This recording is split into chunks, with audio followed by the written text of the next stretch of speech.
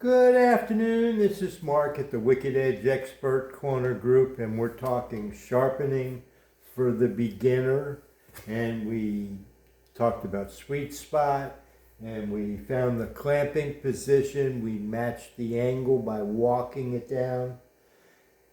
Found that the knife, as it came from the maker, appears to be a 20-degree edge.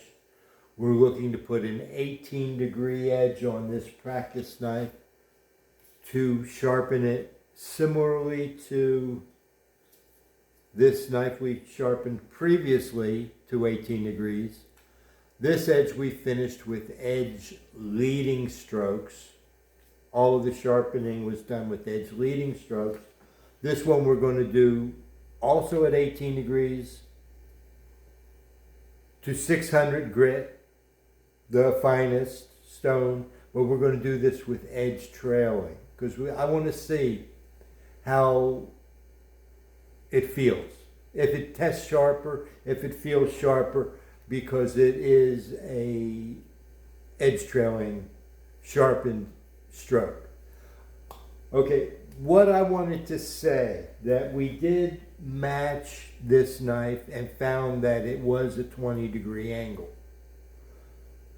And we want to go to 18 degrees. Now I have a choice. Do I set up my stones? These are my scratch stones that I just used to remove the marker, the fine stones.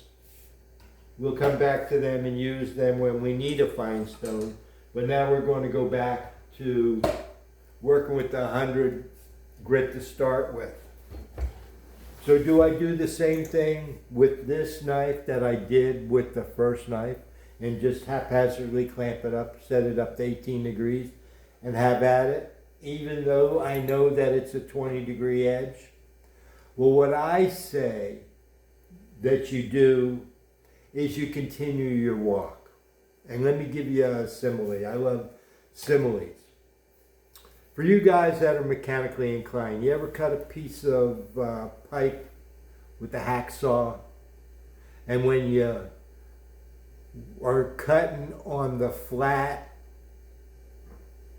tubing, cutting aluminum tubing with a hacksaw, when you're cutting on the side before you break through the tubing, you're cutting a lot of steel and it cuts hard. And then as soon as it busts through, now you're cutting two little thin pieces of aluminum, and if you work on one, it goes real fast, or you work on two, you feel the difference. Well, that's what knife sharpening is like. If you start at 20 degrees, you start acute. We matched it at 20 degrees. We want to go to 18 degrees. Well, if you start sharpening it at 20 degrees and dialing it down, you're always working your way down. If you go right to the 18 degrees, even though you went to all that trouble to match it to determine that's a 20-degree angle, well, if you go to 18 degrees, now you're back down at the bottom and you got to remove all that steel, and who knows how much effort that's going to be. So, dial it in. You know where you came from. That is where it needs to be. Now you're just trying to work more and more. And it's easier to work down or work up than to work both up and down at the same time because you started in the middle. So if you find, that's why I say start out wide at 25 degrees and work your way down. Then you always know right where you are as compared to the apex. If you throw that out and go down there somewhere on the middle of the steel and you have untouched above and untouched below, you could be thinning out a knife who knows how long until you come off the shoulder or you come up to the apex.